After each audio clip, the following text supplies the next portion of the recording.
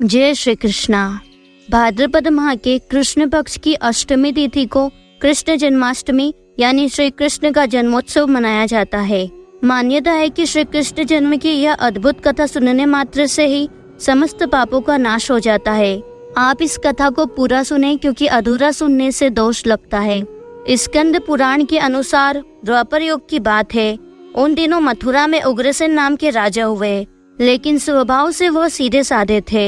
यही वजह थी कि उनके पुत्र कंस ने ही उनका राज्य हड़प लिया और स्वयं मथुरा का राजा बन बैठा। कंस की एक बहन थी जिनका नाम देवकी था। कंस उनसे बहुत स्नेह करता था। देवकी का विवाह वसुदेव के साथ तय हुआ तो विवाह संपन्न होने के बाद कंस स्वयं ही रथ हाँकते हुए बहन को ससुराल छोड़ने के लिए रवाना हुआ। स्कंद पुराण के अनुसार जब वह बहन को छोड़ने के लिए जा रहे थे तभी एक आकाशवाणी हुई कि जिस बहन को वह इतने प्रेम से विदा करने स्वयं ही जा रहे हैं उसी बहन का 8वां पुत्र तेरा काल होगा। यह सुनते ही कंस क्रोधित हो गया और देवकी और वसुदेव को मारने के लिए जैसे ही आगे बढ़ा तभी वसुदेव ने कहा कि वह देवकी को कोई नुकसान न पहुंचाए। वो स्वयं ही देवकी की 8वीं संतान को कंस को सौंप देगा। इसके बाद कंस ने वसुदेव और देवकी को मारने के बजाय कारागार में डाल दिया।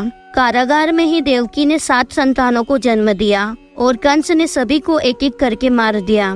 इसके बाद जैसे ही देवकी फिर से गर्भवती हुई तभी कंस ने कारागार का पहरा और भी कड़ा कर दिया।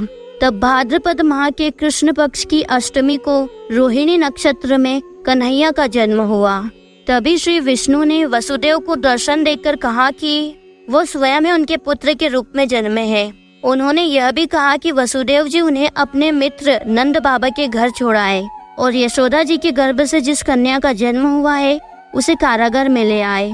यशोदा जी के गर्भ से जन्मी कन्या कोई और नहीं बल्कि स्वयं माया थी।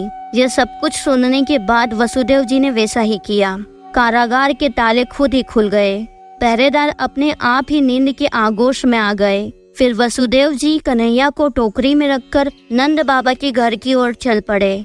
कहते हैं कि उस समय यमुना जी पूरे उफान पर थी। तब वसुदेव जी ने टोकरी को सिर पर रखा और यमुना जी को पार करके नंद बाबा के घर पहुँचे।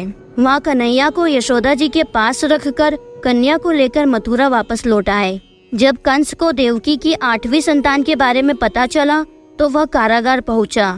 वहाँ उसने देखा कि 8वीं संतान तो कन्या है, फिर भी वह उसे जमीन पर पटकने ही लगा कि वह माया रूपी कन्या आसमान में पहुंचकर बोली कि रे मूर्ख, मुझे मारने से कुछ नहीं होगा। तेरा काल तो पहले ही जन्म ले चुका है और जल्द ही तेरा अंत करेगा। इसके बाद कंस ने गोकुल वृंदावन में जन्मे नवजातों का पता लगाया। जब यशोदा के लाला का पता चला तो उसे मारने के लिए कई प्रयास किए गए।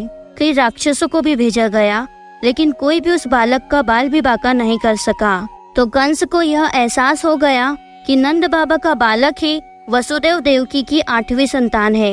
फिर भी कंस श्री कृष्ण को मारने के कई प्रयास करता रहा, लेकिन असफल रहा और आगे चलकर श्री कृष्ण ने युवावस्था में कंस का अंत किया। इस तरह जो भी यह कथा पढ़ता या सुनता है उसके समस्त पापों का नाश होता है।